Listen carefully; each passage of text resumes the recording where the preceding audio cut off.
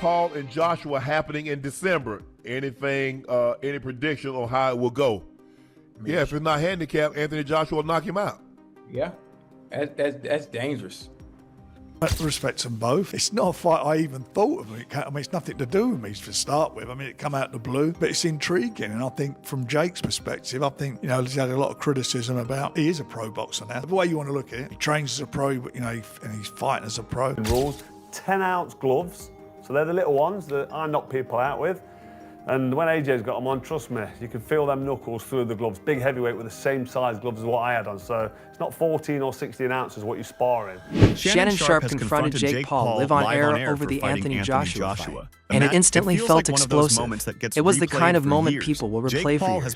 Jake Paul has taken a strange and unpredictable journey from YouTuber to boxing main event star. The idea of him fighting Anthony Joshua is already huge news.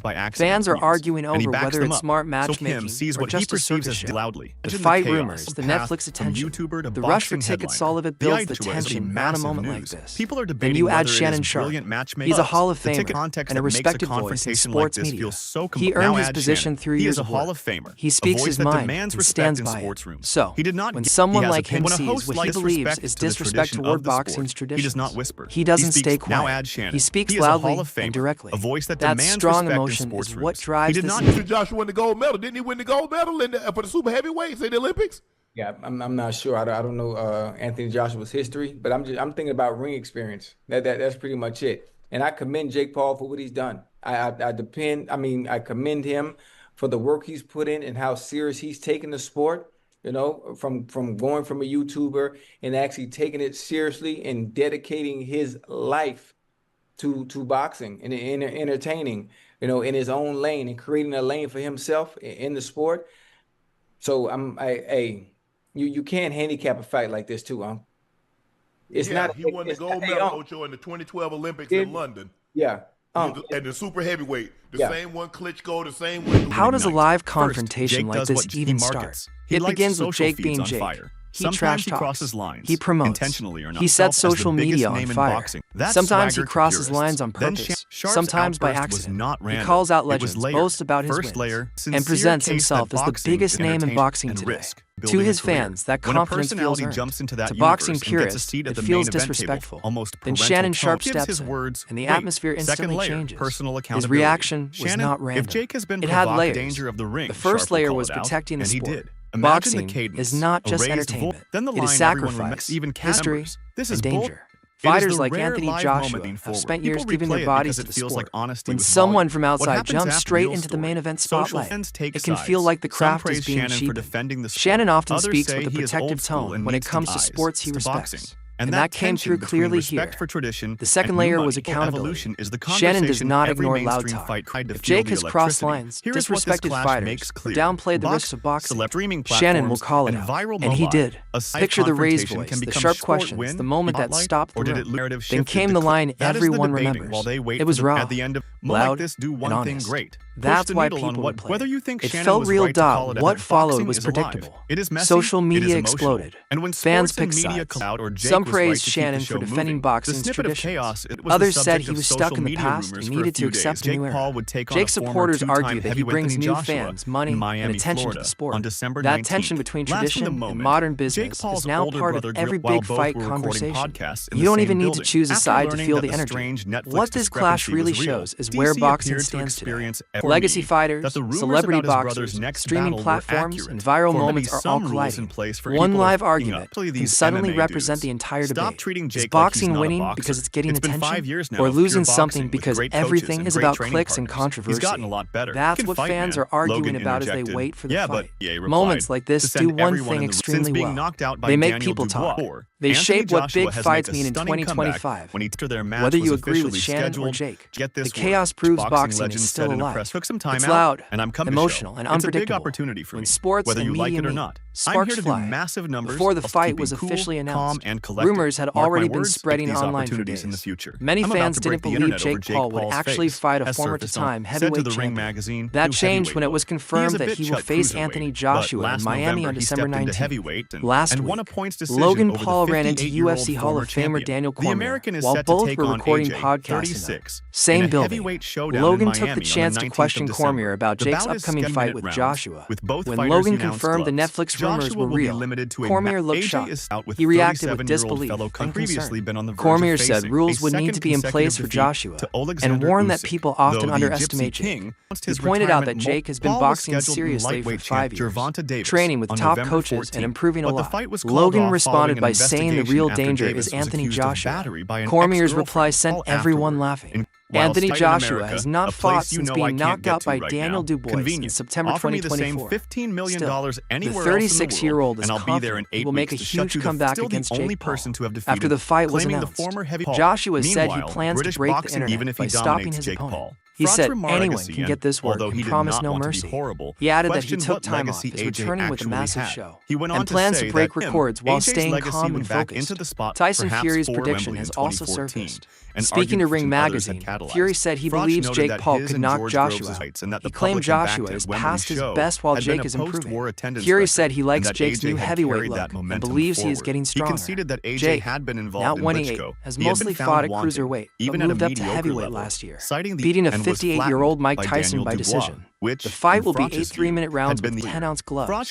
Joshua will be limited to 245 pounds at weigh-in. Despite this matchup, Joshua is still linked to a future fight with Fury, whose boxing future remains uncertain after retiring earlier this year. Jake was originally scheduled to fight Gervonta Davis, but that bout was canceled after legal issues involving Davis. Jake's promotion later listed several fighters who agreed to face him, including Joshua. Tommy Fury declined, saying the offer was unfair. He reminded fans that he remains the only boxer to defeat Jake Paul. Meanwhile, Carl Froch criticized Joshua's career, saying even beating Jake Paul would not restore his legacy. Froch questioned what Joshua's true legacy is, suggesting his biggest achievement was filling stadiums and bringing boxing attention. He pointed out Joshua's losses to Andy Ruiz, Alexander Usyk, and Daniel Dubois, saying those defeats marked the end of his prime. Froch believes Joshua is now cashing in during a strange era of boxing, and despite the money involved, doubts Joshua will be remembered as a true Hall of Fame great. Is AJ cashing out? Well, I did say a year ago when he got splattered by Daniel Dubois that he's finished now. He won't get that confidence back. He's not had any confidence, in his head. No belief for a long time. And I don't think he can get back to world level. There's a couple of new young guns now coming up and coming through. It's like a changing of the guard. And when Usyk retires, I don't know what Daniel Dubois is going to do next, but what Daniel Dubois did to him, then he went on and lost to Usyk. But there's a few new heavyweights coming through, Moses Atalma, just to mention one. And you wouldn't start putting AJ in with any of these young up-and-comers that can punch hard, because I just don't think he's got the chance, because the ambition and the desire is going to be gone. So AJ most definitely is cashing out, and you can't fault him. Fair play to him. He's going to get a massive payday, maximise his exit route. Froch added that, in his view, AJ's true legacy is what he did for boxing as a whole.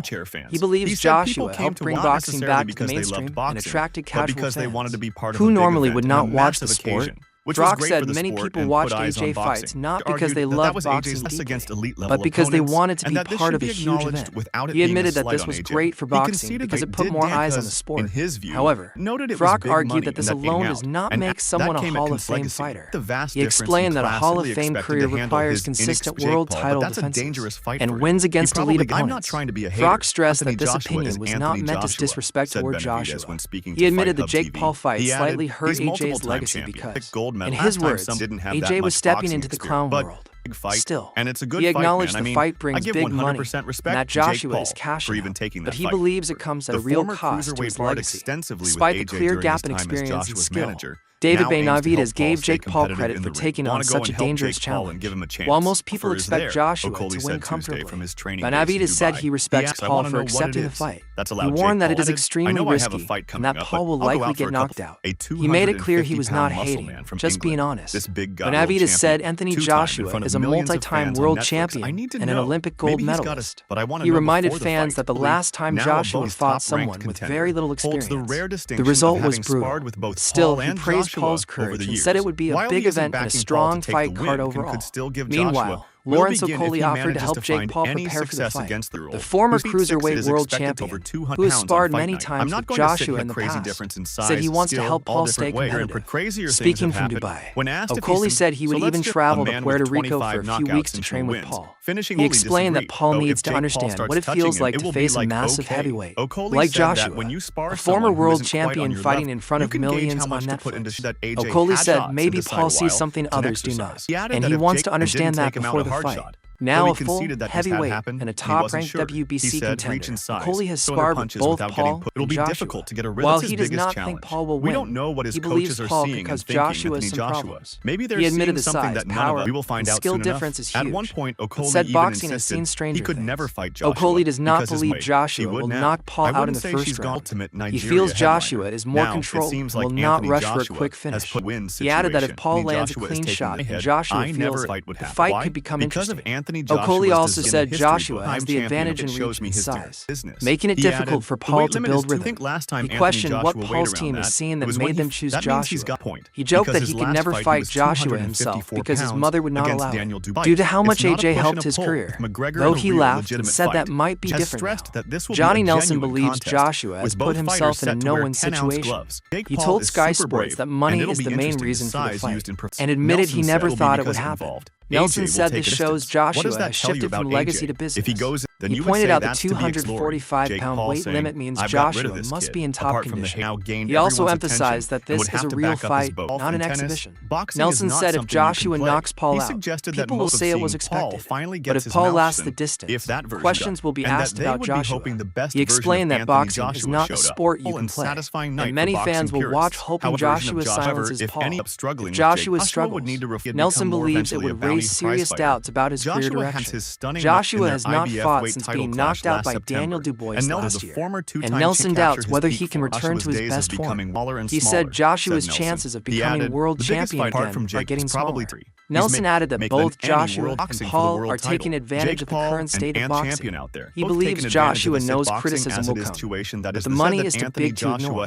Finally, promoter Frank Warren said the fight looks like a car crash waiting to happen. He admitted people expect Joshua to win easily, but said the chaos will attract massive viewership, even if it ends badly.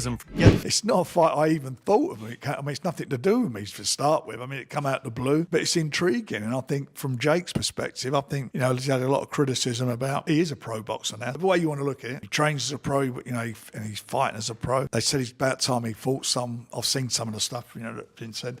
When's he going to fight someone? Well, he's gone from one extreme to the other. That's what he's doing. So if that fight happens, you've got to take your hat off to him. He got called out by Andre Ward, AJ. Would you rather see Jake fight AJ, which is obviously, as we know, a mismatch, or Andre Ward, who's been retired for, 4 years? I'd much rather see AJ fight Tyson. Oh, please. I dread to think how many times we don't know if you've that's done going to this. happen because the big man, he's filming, he's not made his mind up what he's going to do.